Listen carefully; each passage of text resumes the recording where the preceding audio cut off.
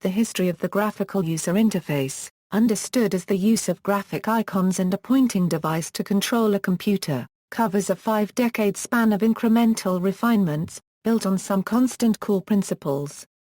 Several vendors have created their own windowing systems based on independent code, but with basic elements in common that define the WIMP window, icon, menu and pointing device paradigm.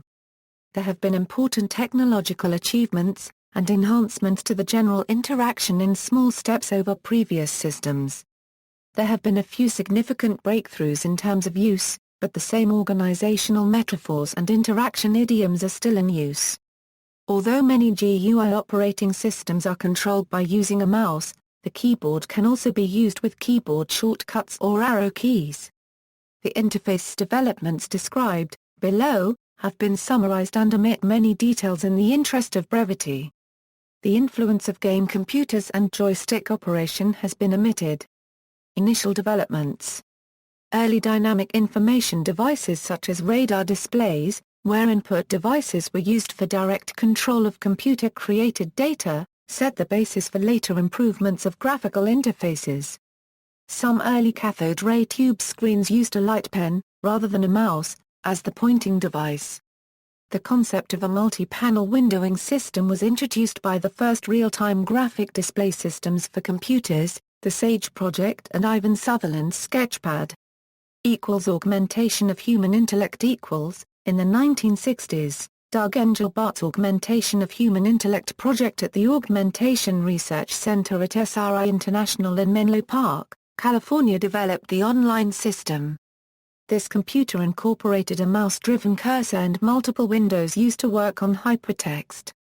Engelbart had been inspired, in part, by the MEMEX desk-based information machine suggested by Vannevar Bush in 1945. Much of the early research was based on how young children learn.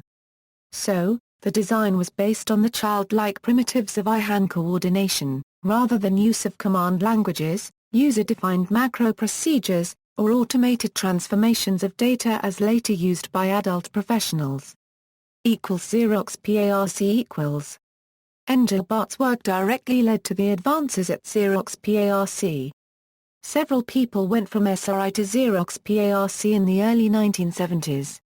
In 1973, Xerox Parc developed the Alto personal computer.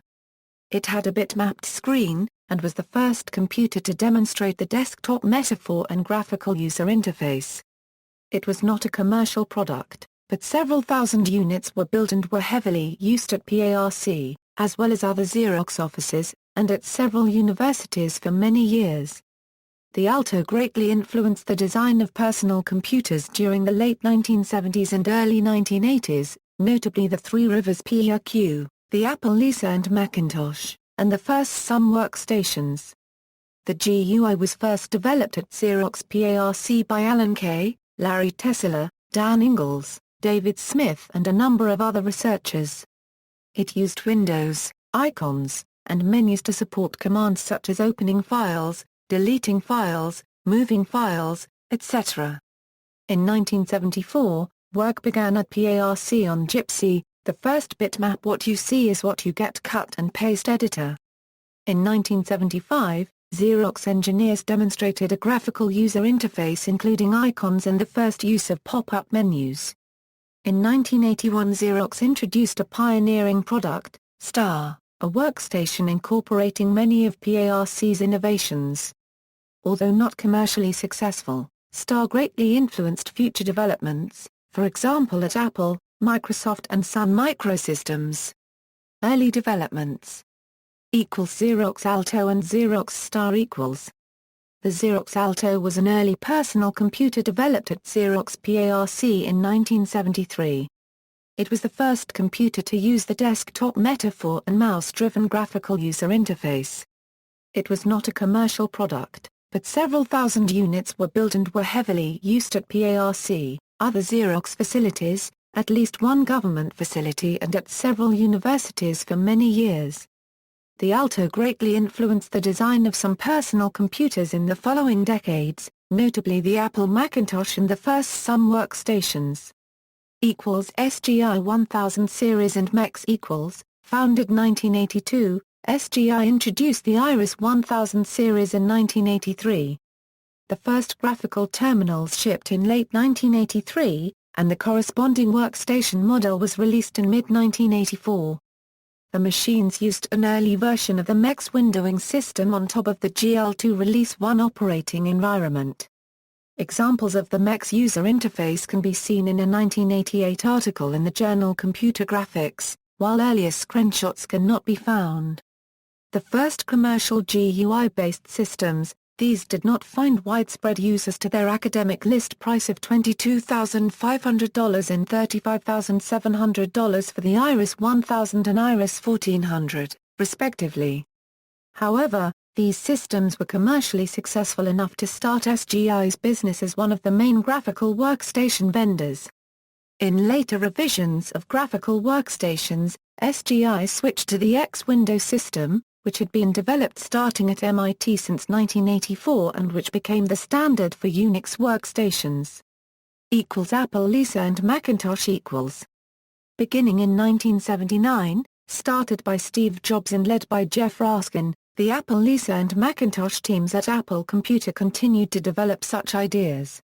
The Lisa, released in 1983, featured a high-resolution stationary-based graphical interface atop an advanced hard disk-based OS that featured such things as preemptive multitasking and graphically oriented inter-process communication. The comparatively simplified Macintosh, released in 1984 and designed to be lower in cost, was the first commercially successful product to use a multi-panel window interface. A desktop metaphor was used, in which files looked like pieces of paper. File directories looked like file folders. There were a set of desk accessories like a calculator, notepad, and alarm clock that the user could place around the screen as desired. And the user could delete files and folders by dragging them to a trash can icon on the screen. The Macintosh, in contrast to the Lisa, used a program-centric rather than document-centric design. Apple revisited the document-centric design, in a limited manner, much later with OpenDoc. There is still some controversy over the amount of influence that Xerox's PARC work, as opposed to previous academic research, had on the GUIs of the Apple Lisa and Macintosh, but it is clear that the influence was extensive, because first versions of Lisa GUIs even lacked icons. These prototype GUIs are at least mouse-driven, but completely ignored the WIMP concept. Screenshots of first GUIs of Apple Lisa prototypes show the early designs. Note also that Apple engineers visited the PARC facilities and a number of PARC employees subsequently moved to Apple to work on the Lisa and Macintosh GUI. However, the Apple work extended PARCs considerably, adding manipulatable icons, and drag-and-drop manipulation of objects in the file system, for example. A list of the improvements made by Apple, beyond the PARC interface, can be read at folklore.org. Jeff Raskin warns that many of the reported facts in the history of the PARC and Macintosh development are inaccurate, distorted or even fabricated, due to the lack of usage by historians of direct primary sources. In 1984, Apple released a television commercial which introduced the Apple Macintosh during the telecast of Super Bowl XVIII by CBS, with allusions to George Orwell's noted novel, 1984. The commercial was aimed at making people think about computers, identifying the user-friendly interface as a personal computer which departed from previous business-oriented systems, and becoming a signature representation of Apple products. In 1986 the Apple IIX was launched, a very advanced model of the successful Apple II series, based on 16-bit technology. It came with a new operating system, the Apple GSOS, which features a Finder-like GUI, very similar to that of the Macintosh series, able to deal with the advanced graphic abilities of its video graphics chip. Graphical Environment Manager equals. Digital Research created the Graphical Environment Manager as an add-on program for personal computers. GEM was developed to work with existing CP/M and MS-DOS operating systems on business computers such as IBM compatibles. It was developed from DRI software, known as GSX, designed by a former PARC employee. The similarity to the Macintosh desktop led to a copyright lawsuit from Apple Computer, and a settlement which involved some changes to GUI. This was to be the first of a series of look-and-feel lawsuits related to GUI design in the 1980s. GEM received widespread use in the consumer market from 1985, when it was made the default user interface built into the Atari TOS operating system of the Atari ST line of personal computers. It was also bundled by other computer manufacturers and distributors, such as Amstrad. Later, it was distributed with the best-sold digital research version of DOS for IBM PC compatibles, the Drive DOS 6.0. The GEM desktop faded from the market with the withdrawal of the Atari ST line in 1992 and with the popularity of the Microsoft Windows 3.0 in the PC front around the same period of time. The Falcon 030, released in 1993, was the last computer from Atari to use GEM. Deskmate Tandy's Deskmate appeared in the early 1980s on its TRS-80 machines and was ported to its Tandy 1000 range in 1984. Like most PC GUIs of the time, it depended on a disk operating system such as TRS-DOS or MS-DOS. The application was popular at the time and included a number of programs like Draw, Text and Calendar, as well as attracting outside investment such as Lotus 1-2-3 for Deskmate. MSX View MSX View was developed for MSX computers by ASCII Corporation and HAL Laboratory. MSX View contains software such as Page Edit, Page View, Page Link, VSHELL, VTID, VPAINT and VDRAW. An external version of the built-in MSX View of the Panasonic FSA-1 GT was released as an add-on for the Panasonic FSA First on disk instead of 512 KB ROM disk. Amiga Intuition and the Workbench The Amiga computer was launched by Commodore in 1985 with a GUI called Workbench. Workbench was based on an internal engine developed mostly by a J. Michael, called Intuition, which drove all the inputs events. The first versions used a blue-white-black default palette, which was selected for high contrast on televisions and composite monitors. Workbench presented directories as drawers to fit in with the Workbench theme. Intuition was the widget and graphics library that made the GUI work. It was driven by user events through the mouse, keyboard, and other input devices. Due to a mistake made by the Commodore sales department, the first floppies of Amiga OS named the whole OS Workbench. Since then, users and CBM itself referred to Workbench as the nickname for the whole Amiga OS. This common consent ended with release of version 2.0 of Amiga OS, which reintroduced proper names to the installation floppies of Amiga DOS, Workbench, Extras, etc. Starting with Workbench 1.0, Amiga OS treated the Workbench as a backdrop, borderless window sitting atop a blank screen. With the introduction of Amiga OS 2.0, however, the user was free to select whether the main Workbench window appeared as a normally layered window, complete with a border and scroll bars, through a menu item. Amiga users were able to boot their computer into a command line interface. This was a keyboard-based environment without the Workbench GUI. Later they could invoke it with the CLI shell command load-wb, which loaded Workbench GUI. One major difference between other OSs of the time was the Amiga's fully multitasking operating system, a powerful built-in animation system using a hardware blitter and copper and 4 channels of 26 kHz 8-bit sampled sound. This made the Amiga the first multimedia computer years before other OSs. Like most GUIs of the day, Amiga's Intuition followed Xerox's, and sometimes Apple's, lead. But a CLI was included which dramatically extended the functionality of the platform. However, the CLI shell of Amiga is not just a simple text-based interface like in MS-DOS, but another graphic process driven by Intuition, and with the same gadgets included in Amiga's graphics library. The CLI shell interface integrates itself with the Workbench, sharing privileges with the GUI. The Amiga Workbench evolved over the 1990s, even after Commodore's 1994 bankruptcy. Acorn BBC Master Compact Acorn's 8-bit BBC Master Compact shipped with Acorn's first public GUI interface in 1986. Little commercial software, beyond that included on the welcome disk, was ever made available for the system, despite the claim by Acorn at the time that the major software houses have worked with Acorn to make over 100 titles available on compilation disks at launch. The most avid supporter of the Master Compact appeared to be Superior Software, who produced and specifically labeled their games as Master Compact compatible. /Risc OS equals. Risc OS is a series of graphical user interface-based computer operating systems designed for ARM architecture systems. It takes its name from the Risc architecture supported. The OS was originally developed by Acorn Computers for use with their 1987 range of Archimedes personal computers using the Acorn Risc machine processors. It comprises a command-line interface and desktop environment with a windowing system. Originally branded as the Arthur 1.20, the subsequent Arthur 2 release was shipped under the name Risc OS 2. Desktop.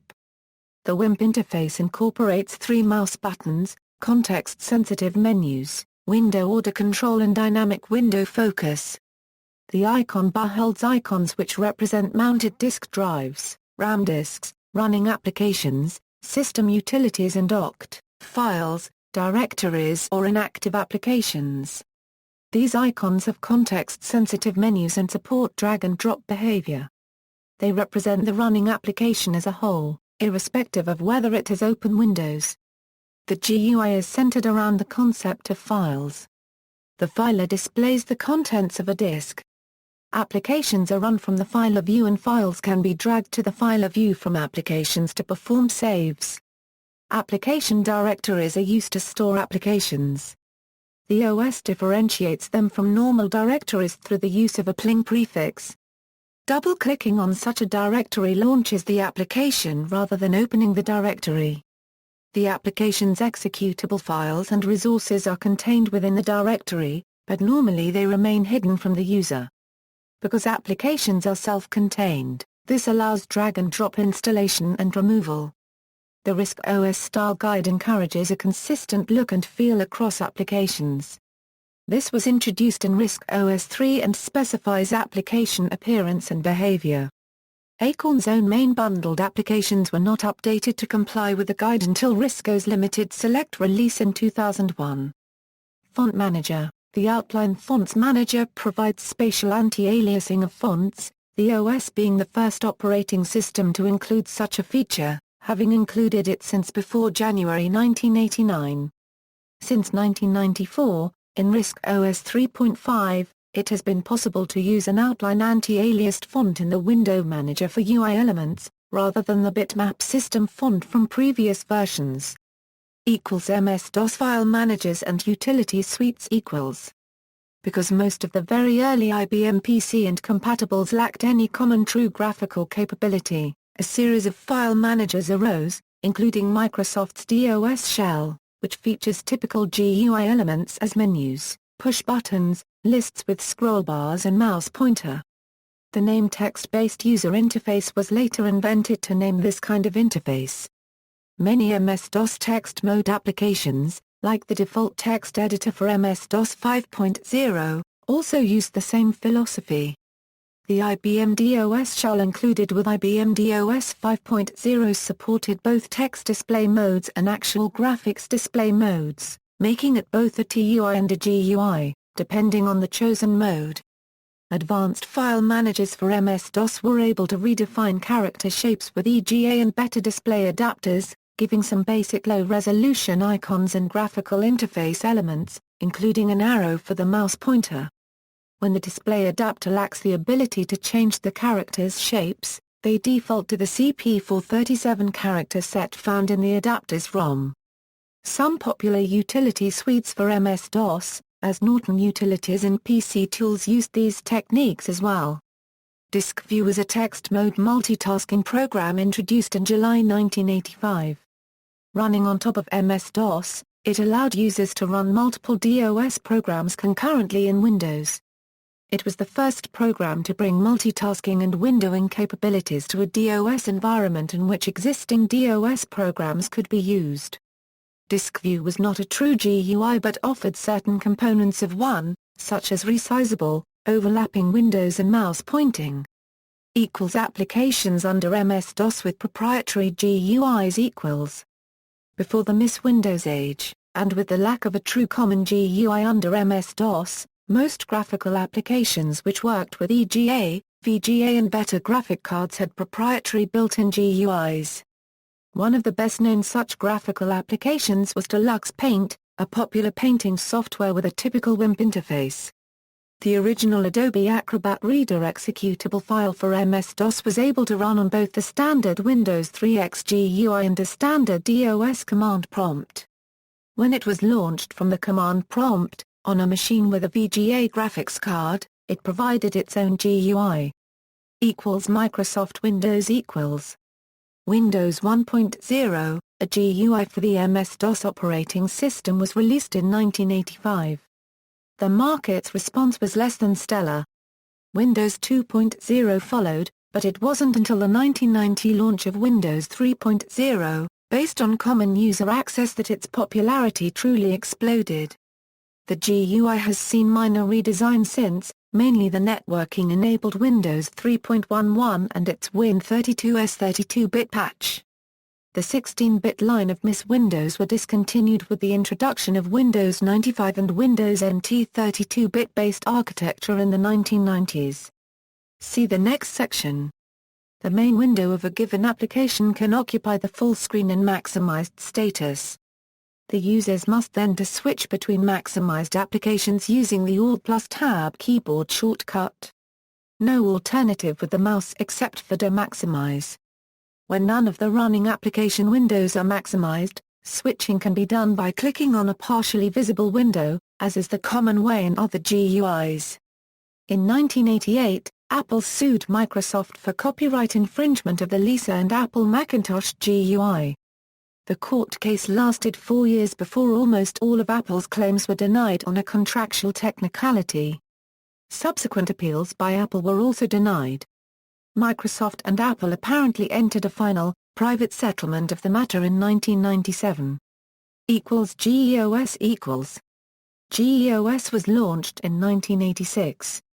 Originally written for the 8-bit home computer Commodore 64 and shortly after, the Apple II series. The name was later used by the company as PC Geos for IBM PC systems, then GeoWorks Ensemble. It came with several application programs like a calendar and word processor, and a cut-down version served as the basis for America Online's DOS client. Compared to the competing Windows 3.0 GUI, it could run reasonably well on simpler hardware, but its developer had a restrictive policy towards third-party developers that prevented it from becoming a serious competitor. And it was targeted at 8-bit machines, and the 16-bit computer age was dawning.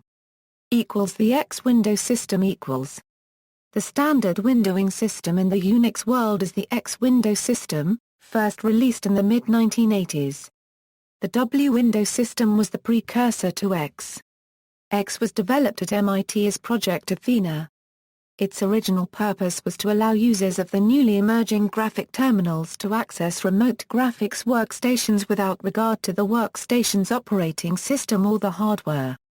Due largely to the availability of the source code used to write X, it has become the standard layer for management of graphical and input-output devices and for the building of both local and remote graphical interfaces on virtually all Unix, Linux and other Unix-like operating systems, with the notable exceptions of Mac OS X and Android. X allows a graphical terminal user to make use of remote resources on the network as if they were all located locally to the user by running a single module of software called the X server. The software running on the remote machine is called the client application. X's network transparency protocols allow the display and input portions of any application to be separated from the remainder of the application and served up to any of a large number of remote users. X is available today as free software. News The PostScript-based News was developed by Sun Microsystems in the mid-1980s. For several years Sun OS included a Windows system combining News and the X Window system. Although News was considered technically elegant by some commentators, Sun eventually dropped the product. Unlike X, News was always proprietary software. The 1990s, mainstream usage of the desktop, the widespread adoption of the PC platform at homes and small business popularized computers among people with no formal training. This created a fast-growing market, opening an opportunity for commercial exploitation and of easy-to-use interfaces and making economically viable the incremental refinement of the existing GUIs for home systems. Also, the spreading of high color and true color capabilities of display adapters providing thousands and millions of colors, along with faster CPUs and accelerated graphic cards, cheaper RAM, storage devices up to an order of magnitude larger and larger bandwidth for telecom networking at lower cost helped to create an environment in which the common user was able to run complicated GUIs which began to favor aesthetics. Windows 95 and a computer in every home equals. Main article, Windows 95. See also, Windows NT. After Windows 3.11, Microsoft began to develop a new consumer-oriented version of the operating system. Windows 95 was intended to integrate Microsoft's formerly separate MS-DOS and Windows products and included an enhanced version of DOS, often referred to as MS-DOS 7.0. It also featured a significant redesign of the GUI, dubbed Cairo. While Cairo never really materialized, parts of Cairo found their way into subsequent versions of the operating system starting with Windows 95. Both Win95 and WinNT could run 32-bit applications, and could exploit the abilities of the Intel 80386 CPU, as the preemptive multitasking and up to 4 GB of linear address memory space. Windows 95 was touted as a 32-bit based operating system, but it was actually based on a hybrid kernel with the 16-bit user interface and graphic device interface of Windows for Workgroups, which had 16-bit kernel components with a 32-bit subsystem that allowed it to run native 16-bit applications as well as 32-bit applications. In the marketplace, Windows 95 was an unqualified success, promoting a general upgrade to 32-bit technology, and within a year or two of its release had become the most successful operating system ever produced. Accompanied by an extensive marketing campaign, Windows 95 was a major success in the marketplace at launch and shortly became the most popular desktop operating system. Windows 95 saw the beginning of the browser wars, when the World Wide Web began receiving a great deal of attention in the popular culture and mass media. Microsoft at first did not see potential in the web, and Windows 95 was shipped with Microsoft's own online service called the Microsoft Network, which was dial-up only and was used primarily for its own content, not Internet access. As versions of Netscape Navigator and Internet Explorer were released at a rapid pace over the following few years, Microsoft used its desktop dominance to push its browser and shape the ecology of the web mainly as a monoculture. Windows 95 evolved through the years into Windows 98 and Windows ME. Windows ME was the last in the line of the Windows 3X-based operating systems from Microsoft. Windows underwent a parallel 32-bit evolutionary path, where Windows NT 3.1 was released in 1993.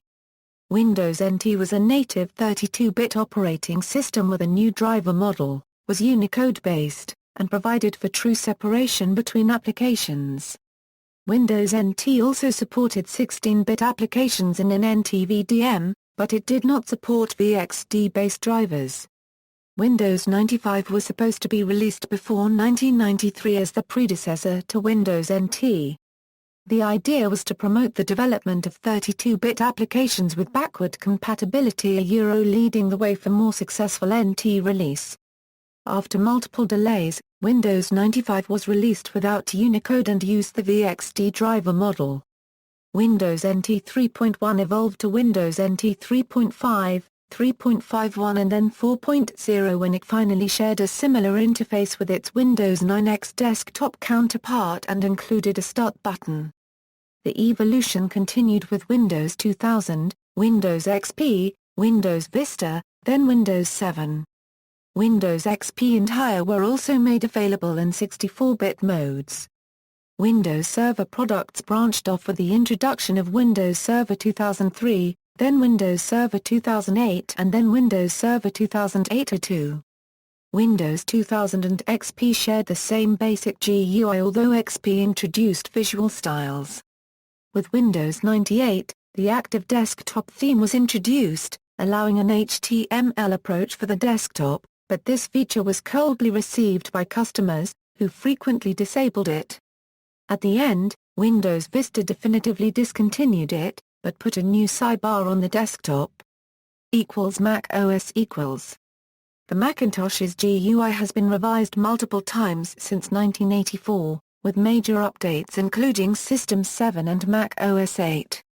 It underwent its largest revision to date with the introduction of the Aqua interface in 2001's Mac OS X.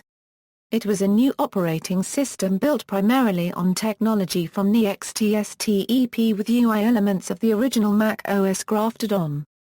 Mac OS X uses a technology known as Quartz, for graphics rendering and drawing on screen. Some interface features of Mac OS X are inherited from the XTSTEP, while others are inherited from the old Mac OS operating system. Mac OS X v10.3 introduced features to improve usability including exposure copyright, which is designed to make finding open windows easier. With Mac OS X v10.4, new features were added, including Dashboard and a search tool called Spotlight, which provides users with an option for searching through files instead of browsing through folders. GUIs built on the X window system. In the early days of X window development, Sun Microsystems and AT&T attempted to push for a GUI standard called OpenLook in competition with Motif. OpenLook was a well-designed standard developed from scratch in conjunction with Xerox, while Motif was a collective effort that fell into place, with a look and feel patterned after Windows 3.11. Many who worked on OpenLook at the time appreciated its design coherence. Motif prevailed in the Unix GUI battles and became the basis for the common desktop environment. CDE was based on Visual User Environment, a proprietary desktop from Hewlett-Packard that in turn was based on the Motif look and feel. In the late 1990s, there was significant growth in the Unix world, especially among the free software community. New graphical desktop movements grew up around Linux and similar operating systems, based on the X window system. A new emphasis on providing an integrated and uniform interface to the user brought about new desktop environments, such as KDE Plasma Desktop, GNOME and XFCE, which have supplanted CDE in popularity on both Unix and Unix-like operating systems. The XFCE, KDE and GNOME look and feel each tend to undergo more rapid change and less codification than the earlier OpenLook and Motif environments. Amiga equals.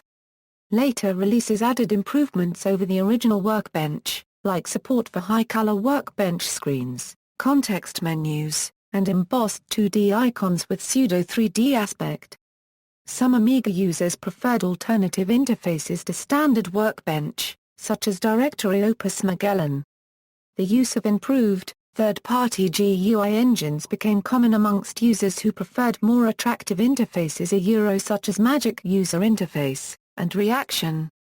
These object-oriented graphic engines driven by user interface classes and methods were then standardized into the Amiga environment and changed Amiga Workbench to a complete and modern guided interface, with new standard gadgets, animated buttons, true 24-bit color icons, increased use of wallpapers for screens and windows, alpha channel, transparencies and shadows as any modern GUI provides. Modern derivatives of Workbench are Ambient for MorphOS, Scorlos, Workbench for Amiga OS 4 and Wanderer for AROS. There is a brief article on Ambient and descriptions of MUI icons, menus and gadgets at AppsFR and images of Zune Stay at main AROS site. Use of object-oriented graphic engines dramatically changes the look and feel of a GUI to match actual style guides. OS/2 .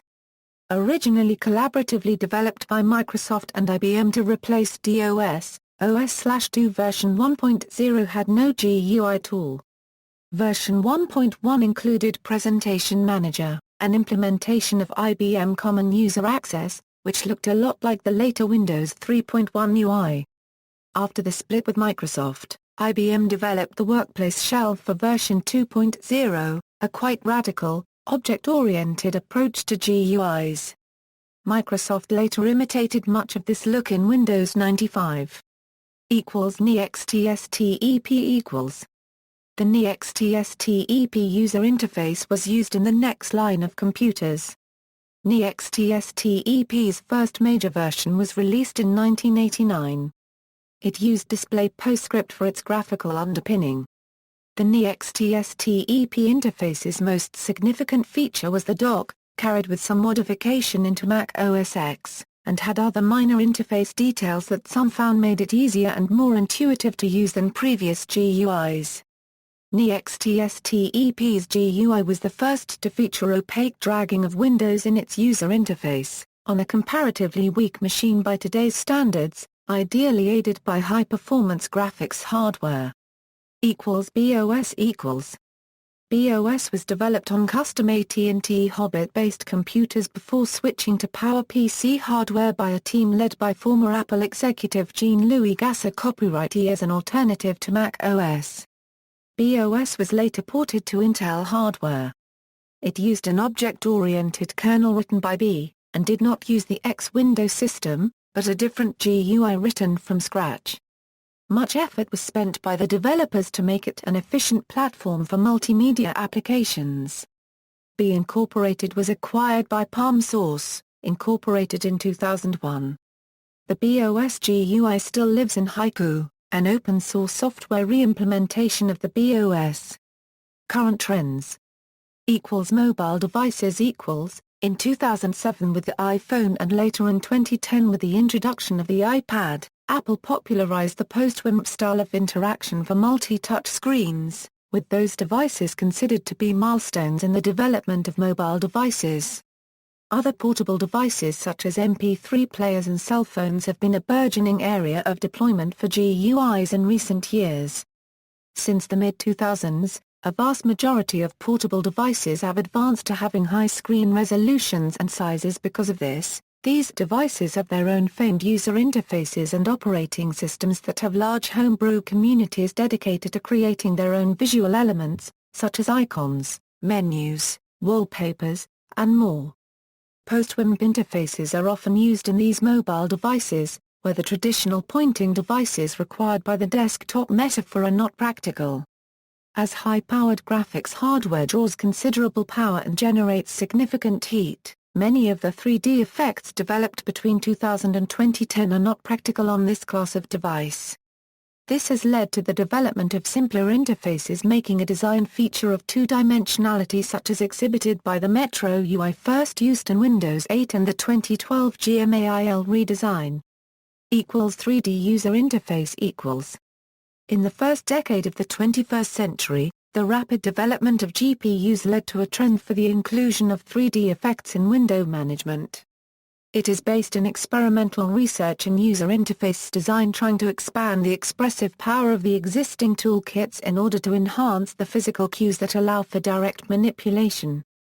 New effects common to several projects are scale resizing and zooming, several Windows transformations and animations, composition of images, and enhancing the global organization of open windows. The proof of concept bump top desktop combines a physical representation of documents with tools for document classification possible only in the simulated environment, like instant reordering and automated grouping of related documents.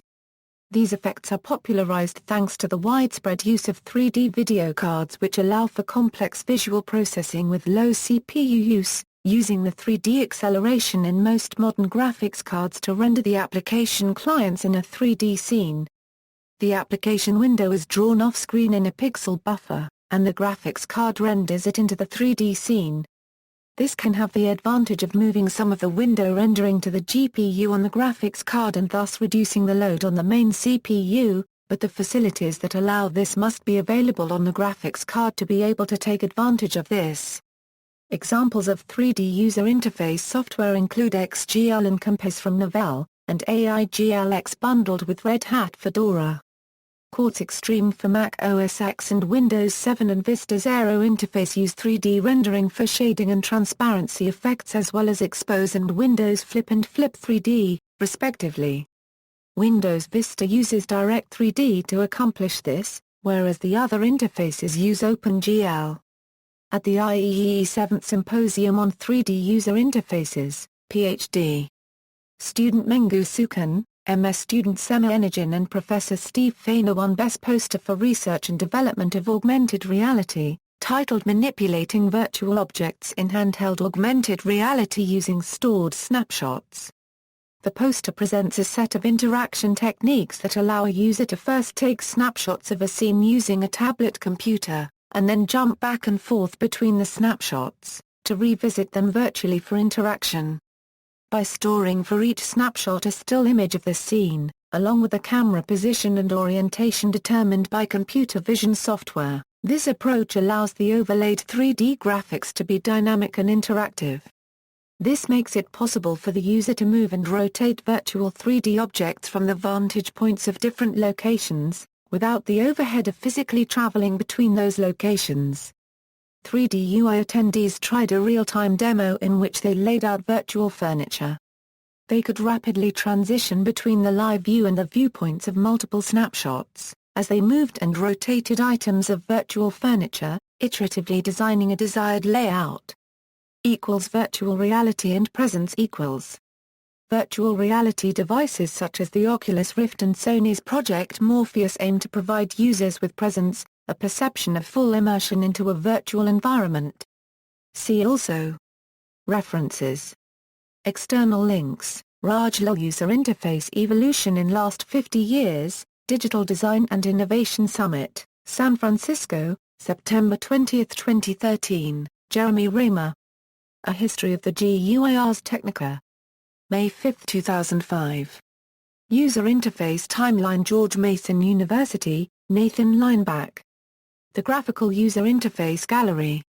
Nathan's Toasty Technology page. Oral History Interview with Marvin L. Minsky, Charles Babbage Institute, University of Minnesota. Minsky describes artificial intelligence research at the Massachusetts Institute of Technology, including research in the areas of graphics, word processing, and time sharing. Oral History Interview with Ivan Sutherland, Charles Babbage Institute, University of Minnesota. Sutherland describes his tenure as head of ARPA's Information Processing Techniques Office from 1963 to 1965, including new projects in graphics and networking. Oral History Interview with Charles Akshari, Charles Babbage Institute, University of Minnesota. Akshari recounts his art education and explains his transition to computer graphics in the mid-1960s, after receiving a National Science Foundation grant for research in graphics.